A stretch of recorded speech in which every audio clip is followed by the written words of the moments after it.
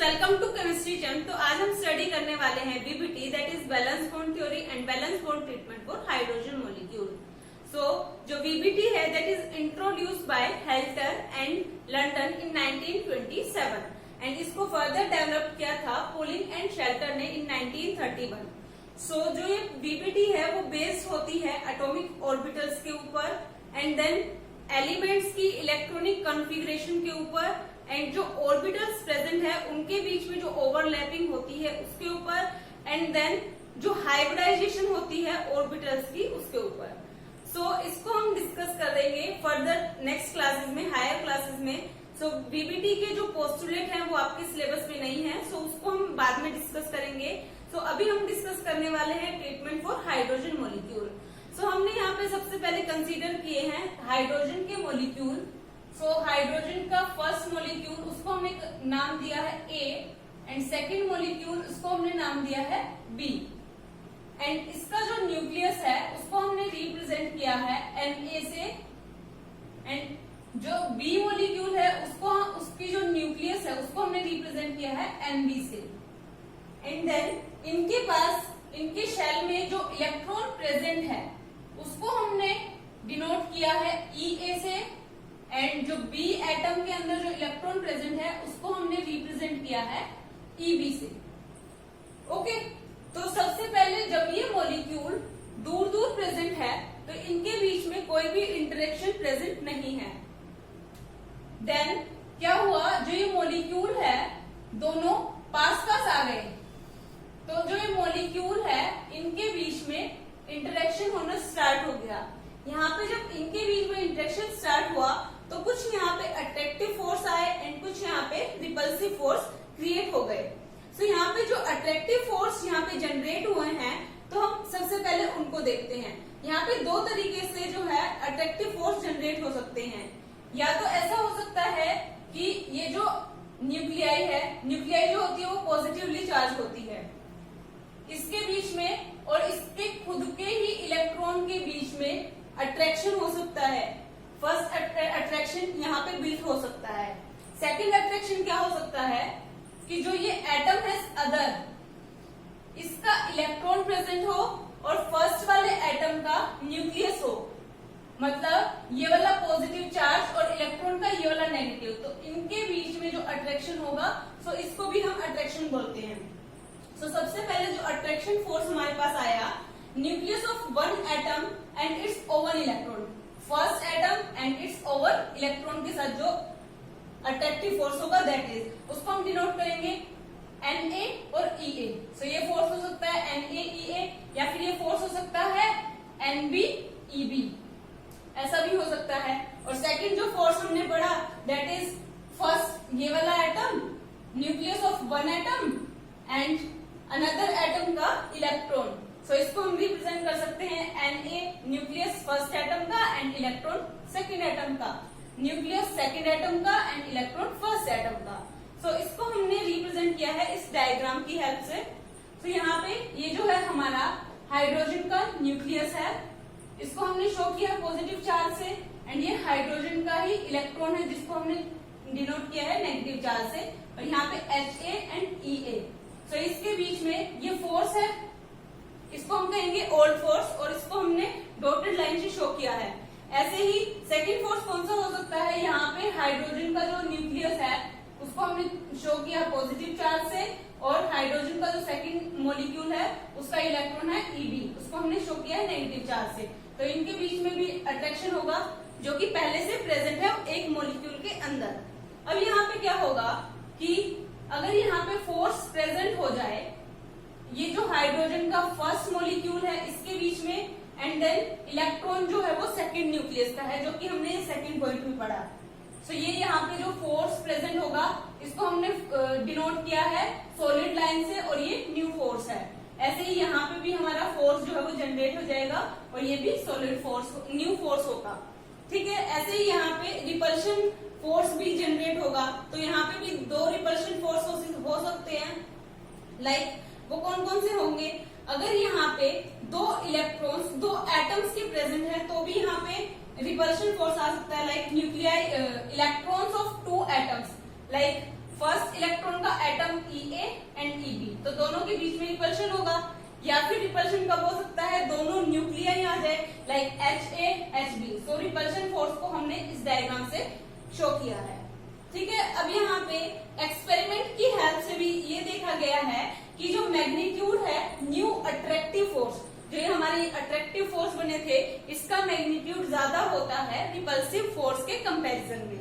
Okay, सो यहाँ पे क्या होगा, एज ए रिजल्ट यहाँ पे जो पोटेंशियल एनर्जी है वो डिक्रीज हो जाएगी अप्रोचेस टू 2 हाइड्रोजन मोलिक्यूल। जब 2 हाइड्रोजन मोलिक्यूल एक दूसरे के पास आएंगे तो इसकी जो पोटेंशियल एनर्जी है वो डिक्रीज हो जाएगी।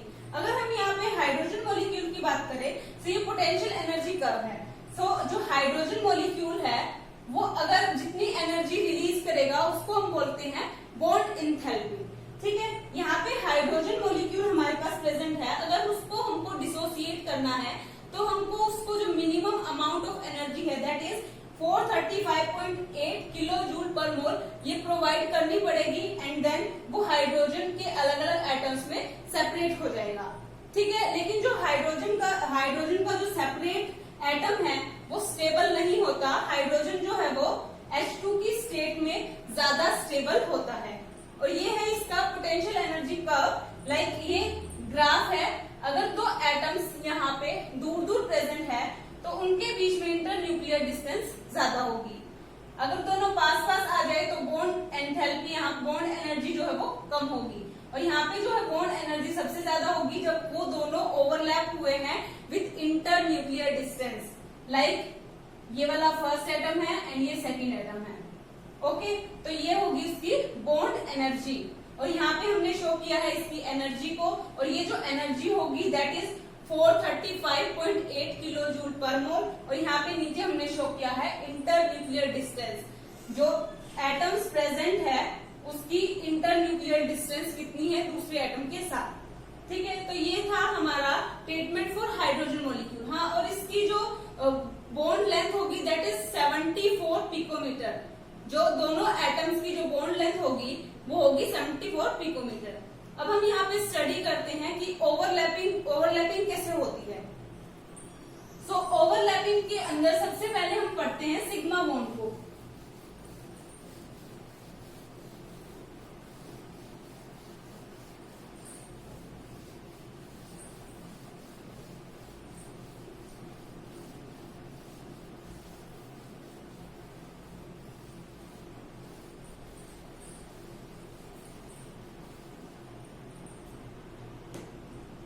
सबसे पहले हम ओवरलैपिंग समझते हैं होती क्या है। यहाँ पे हमारे पास अलग अलग ऑर्बिटल्स प्रेजेंट है, like s orbital, p orbital, d orbital. इस तरह से हमारे पास ऑर्बिटल्स प्रेजेंट होते हैं।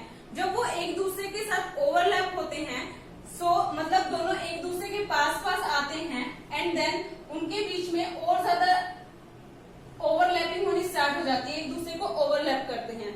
ठीक है, तो ओवरलैपिंग कब होती है, जब एक एटम दूसरे एटम के को अप्रोच करे, एंड देन एक एटम जो है वो हाफ फिल्ड है और सेकंड एटम जो है वो भी हाफ फिल्ड है, और जो फर्स्ट एटम है और जो सेकंड एटम है दोनों की जो स्पिन है वो अपोजिट होनी चाहिए। लाइक ये हमारा फर्स्ट एटम है, इसकी स्पिन अप है, तो जो दूसरा एटम होगा उसकी स्पिन डाउन होनी चाहिए, तभी ये ओवरलैप कर सकते हैं। अगर जितनी ज्यादा ओवरलैपिंग होगी तो उतना यहाँ पे स्ट्रोंगर बॉन्ड होगा, और इसको हम कहते हैं कोवलेंट बॉन्ड। ठीक है, अब हम यहाँ पे पढ़ते हैं कि जो ये ओवरलैपिंग है वो यहाँ पे पॉजिटिव भी होती है, नेगेटिव भी होती है और जीरो भी होती है। तो हम उसको देखते हैं वो कैसे होती है। सबसे पहले हम यहाँ पे p ऑर्बिटल्स का पढ़ते हैं, pz ऑर्बिटल्स। सो ये pz ऑर्बिटल है एंड ये भी हमारी pz ऑर्बिटल है। सो ये वाली जो लोब है दैट इज माइनस एंड ये पॉजिटिव, एंड यहाँ पे है पॉजिटिव एंड नेगेटिव। अगर ये पॉजिटिव लोब पॉजिटिव के साथ ओवरलैप करे, सो ये रिजल्ट जो फॉर्म होगा that is positive overlapping. Like ये हमारे पास फॉर्म हो जाएगी, यहाँ पे ये पॉजिटिव है, ये positive, negative and negative. Okay, and then हम बात करते हैं नेगेटिव ओवरलैपिंग कब होगी? हमारे पास यहाँ पे pz ऑर्बिटल्स है, 2 pz ऑर्बिटल्स, एंड यहाँ पे हमारे पास पॉजिटिव नेगेटिव है और यहाँ पे हमारे पास है नेगेटिव एंड पॉजिटिव। अगर पॉजिटिव एंड नेगेटिव ओवरलैप करें, ये जो लोब्स है ये ओवरलैप करें, तो इसको हम कहेंगे नेगेटिव ओवरलैप। सो इसका जो रिजल्ट होगा दैट इज ये पॉजिटिव, ये नेगेटिव, ये पॉजिटिव नेगेटिव, तो ये इसका रिजल्ट होगा। ठीक है, ऐसे ही हम यहाँ पे अगर बात करें एक्स ऑर्बिटल्स की, पी एक्स, ये हमारी पी एक्स ऑर्बिटल है, पी एक्स, ये पॉजिटिव है, ये नेगेटिव है। अगर यहाँ पे अगर पॉजिटिव लोब जो है वो ओवरलैप करे साइडवेज, लाइक यहाँ पे अगर पॉजिटिव है नेगेटिव है, यहाँ पे पॉजिटिव पॉजिटिव है, तो इसको हम कहेंगे पॉजिटिव ओवरलैपिंग। अगर यहाँ पे ये अपोजिट हो जाए, लाइक यहाँ पे तो पॉजिटिव है और ऊपर अब जो लोब आ जाए दैट इज नेगेटिव, तो इसको हम कहेंगे नेगेटिव ओवरलैपिंग। और थर्ड जो है नेगेटिव ओवरलैपिंग, वो इस तरह से होगी कि हमारे पास यहाँ पे DZ PX ओवरलैपिंग है एंड यहाँ पे S ऑर्बिटल प्रेजेंट है। सो इनके बीच में कोई भी ओवरलैपिंग नहीं हो रही है, ये पॉजिटिव है, ये नेगेटिव, ये पॉजिटिव, सो इनके बीच में कोई भी ओवरलैपिंग नहीं हो रही है, सो इसको हम बोलते हैं जीरो ओवरलैपिंग। लाइक हम दूसरा एग्जांपल भी देख सकते हैं, यहाँ पे ये है हमारा X PX ऑर्बिटल, ये है हमारा Y orbital, positive negative positive negative, तो यहाँ पे भी ओवरलैपिंग नहीं हो रही है, सो इसको हम कहेंगे जीरो ओवरलैपिंग। सो यहाँ पे हम सबसे पहले पढ़ते हैं कि types of bonding due to this overlap. So यहाँ पे दो टाइप की बॉन्डिंग होती है, या तो होती है कोवलेंट बॉन्ड या होता है पाई बॉन्ड। सो सबसे पहले हम पढ़ते हैं कोवलेंट बॉन्ड, कोवलेंट बॉन्ड, और इसको हम शो करते हैं सिग्मा से। सो ये ओवरलैपिंग जब होती है जब कोई एटम्स के ऑर्बिटल इंटरन्यूक्लियर डिस्टेंस के ऊपर एक दूसरे के साथ ओवरलैप करे, सो हमारी कोवलेंट बॉन्ड फॉर्म होता है। और इसके अंदर जो इलेक्ट्रॉन्स प्रेजेंट है वो हाफ फिल्ड होने चाहिए एंड उनकी जो स्पिन है वो अपोजिट होनी चाहिए। सो ये इसकी कंडीशन होती है। तो सबसे पहले हम यहाँ पे देखते हैं SS ओवरलैपिंग, SS ओवरलैपिंग। तो यहाँ पे हमारा जो S ऑर्बिटल है वो स्फेरिकल शेप का होता है, सेकंड S ऑर्बिटल है वो भी स्फेरिकल शेप का होता है। तो ये जो ओवरलैपिंग होगी दैट इज दिस। ओके, अब हम बात करते हैं SP ऑर्बिटल की। सो हमारे पास यहाँ पे एक S ऑर्बिटल प्रेजेंट है और एक हमारे पास P ऑर्बिटल प्रेजेंट है, पॉजिटिव नेगेटिव। सो यहाँ पे ये पॉजिटिव इसके साथ कोलैब करेगा, ओवरलैप करेगा एंड देन यहाँ पे ऐसे फॉर्म हो जाएगा पॉजिटिव नेगेटिव। और यहाँ पे ऐसा भी हो सकता है कि ये हमारा पॉजिटिव है एंड यहाँ पे जो नेगेटिव प्रेजेंट है एंड यहाँ पे पॉजिटिव प्रेजेंट है। जब ये ओवरलैप करेंगे तो यहाँ पे बनेगा ये, और यहाँ पे पॉजिटिव नेगेटिव एंड यहाँ पे पॉजिटिव। ठीक है, अब हम यहाँ पे पढ़ते हैं PP ओवरलैपिंग, PP ओवरलैपिंग। तो ये कैसे होगा, हमारे पास यहाँ पे दो P ऑर्बिटल्स हैं और दोनों इंटर न्यूक्लियर डिस्टेंस पे एक दूसरे के साथ ओवरलैप करें, ये पॉजिटिव ये नेगेटिव, ये पॉजिटिव पॉजिटिव नेगेटिव। अगर पॉजिटिव पॉजिटिव ओवरलैप करे तो यहाँ पे हमारा बनेगा ये पॉजिटिव पॉजिटिव नेगेटिव नेगेटिव। और एक तरीके से और बन सकता है, यहाँ पे नेगेटिव है पॉजिटिव एंड पॉजिटिव नेगेटिव, तो ये हो जाएगा यहाँ पे ऐसे, यहाँ पे आ जाएगा नेगेटिव पॉजिटिव, यहाँ पे पॉजिटिव एंड यहाँ पे नेगेटिव। ठीक है, तो ये थी कोवलेंट बॉन्ड के फॉर्मेशन, क्योंकि ये जो ऑर्बिटल्स हैं वो एक दूसरे से ओवरलैप हो रहे हैं इंटर न्यूक्लियर डिस्टेंस पे। अब हम यहाँ पे बात करते हैं कि सिग्मा बॉन्ड कौन से होते हैं। इसको हम सिग्मा बॉन्ड भी बोलते हैं, सिग्मा बॉन्ड। जिसको हम डिनोट करते हैं सिग्मा से। ठीक है, अब हम पाई बॉन्ड्स की बात करते हैं। पाई बॉन्डिंग किस तरीके से होती है?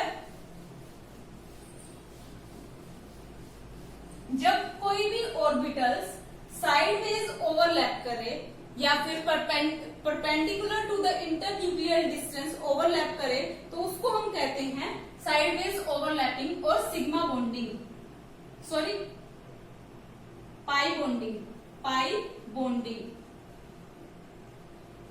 लाइक हमारे पास पी वाई ऑर्बिटल्स प्रेजेंट है, पी वाई इसके बीच में हम ओवरलैपिंग देखते हैं। सो ये हमारी है P Y orbitals positive negative, and ये हमारा सेकंड पी वाई ऑर्बिटल्स हैं। सो ये एक दूसरे से साइडवेज ओवरलैप करेंगे। इंटरन्यूक्लियर डिस्टेंस यहाँ पे नहीं आया। इंटरन्यूक्लियर डिस्टेंस इस तरीके से थी कि ये जो लोब्स है इंटरन्यूक्लियर डिस्टेंस की तरीके से ओवरलैप करेंगे, लेकिन यहाँ पे जो ये ओवरलैप है साइडवेज हो रहा है। सो यहाँ पे जो ये मॉलिक्यूल है, सो यहाँ पे कुछ जो ओवरलैपिंग है कुछ इस तरीके से होगी। सो इसको हम बोलते हैं साइडवेज ओवरलैपिंग। ओके, सो यहाँ पे हमने पढ़ लिया sideways overlapping and internuclear distance overlapping. So यहाँ पे जो सिग्मा बॉन्ड है जो हमने पहले पढ़ा इंटरन्यूक्लियर डिस्टेंस, वो स्ट्रॉन्ग होता है than this pi bond, because जो सिग्मा बॉन्ड है उसका जो बॉन्ड है वो फॉर्मेशन हो रहा है with the internuclear distance, but ये साइडवेज ओवरलैप से ये जो बॉन्ड बन रहा है वो वीक होता है, इसको ब्रेक करना बहुत इजी हो जाता है।